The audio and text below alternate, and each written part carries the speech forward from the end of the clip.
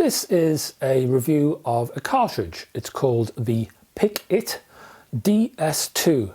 A very strange name indeed. It's a collaboration between the turntable and electronics manufacturer Pro-Ject and the specialist cartridge manufacturer Ortofon. And they got together and they produced the Pick-It DS2. Now this is a moving coil design.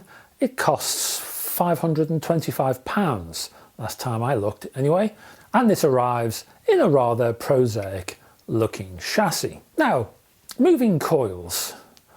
I love moving coils. I think they're brilliant actually, but cheaper moving coils, I have had issues with them. Now going back a little bit, whenever I used to review cheaper moving coils, and when I say cheaper moving coils, I'm talking around, I don't know, 300 to 600-ish, give or take. There was nothing intrinsically wrong with the designs. They were fine. They did good work. They produced a decent music. And yet I just found them a bit bland. I'd sit there and I'd listen and my mind would wander and I'd begin to look out the window, the nearby window, and I'd wonder if I'd taken the chops out the freezer for dinner that evening, and if I bought petrol for the strimmer, and then I'd sort of wake up and think, oh my God, and then I'd focus on the cartridge and then my mind would wander. Do you know what I mean? It didn't really engage me. A lot of these designs didn't really engage me. Good, decent, solid, fine. I'm sure lots of other people love them, but didn't really engage me. Recently, there's been a bit more movement in terms of moving coil design. A little bit more interesting sonic output as well. And this is one of them, strangely enough. It doesn't look amazing. I don't think it'll wow anybody in terms of aesthetics, but the actual sonic output of the DS2 is intriguing. So let me tell you a bit more about it. The Pick-It DS2 is a meaty and quite bulky device when you hold it in your hands. This is no fragile, retiring, delicate flower like some naked Vanden Hall cartridges you might see on the market. Oh no, the only thing naked on the Pick-It DS2 is the stylus, which is a nude elliptical model. That chassis is made from a polyamide selected by Pro-Ject because of its, quote, mechanical properties, unquote. The company went on to say that the chassis is made using a, quote, special selective laser sintering manufacturing process that involves using a laser to melt the housing material into a given shape. The idea is to lower resonances. Now there's gold plated connectors on the rear.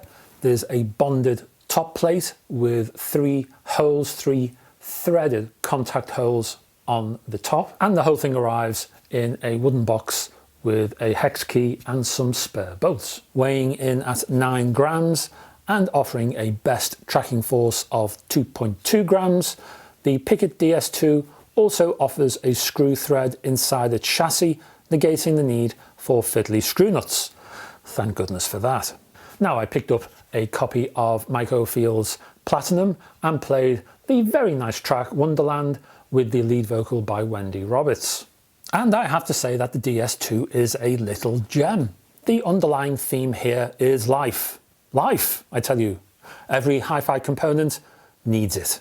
That sense of oomph, a certain get up and go, a pinch of pizzazz, a sense that the music reaching your ears is exciting and vibrant and threatens, at the very least, to force the old right foot into a steady beat. That's what the Pick-It DS2 did for me. My right foot received a right old healthy degree of exercise in this review, I can tell you. The first point of interest here was the low noise aspect of the performance, which meant that the space and air rushed into the soundstage and allowed the mid-range to present detail in a naturalistic manner. The lack of noise always reduces a certain stress and tension lurking behind the music. Here, the low noise performance of the Pick-It DS2 allowed the musicians to relax and hit a steady groove, giving the music a swing to it that forced you to listen. Hence, cymbal splashes on this track seem to start earlier and finish later, and appear to travel further. There was much more information within, I know that much. Robert's vocal performance was also textured in her delivery. She offered a slight grain when she placed effort behind the voice, and when she manoeuvred to hit lower registers. The Pick-It DS2 nailed the changes, which gave her performance great character.